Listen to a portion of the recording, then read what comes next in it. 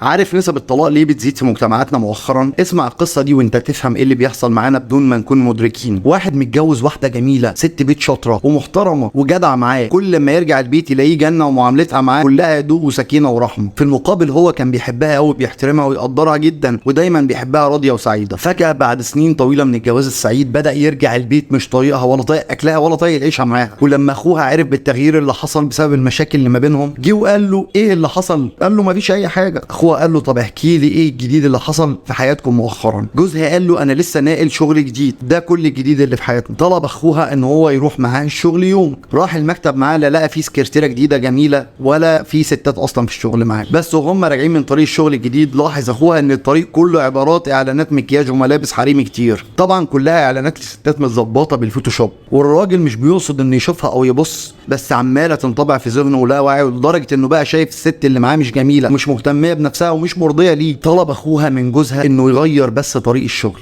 وبعد فتره رجعت الحياه طبيعيه ما بينهم، بسبب انه مبقاش يتعرض وهو غير مدرك لكم المدخلات اللي غيرت نظرته لزوجته. طبعا صاحبنا كان بيتاثر باعلانات الشوارع، ما بالكم بكم المدخلات اللي بتدخل لا وعيك من السوشيال ميديا وانت غير مدرك. فخلي بالك وارضى بحياتك، لان معظم السوشيال ميديا فوتوشوب وفلاتر ولقطه، مش بتمثل حياتنا الحقيقيه.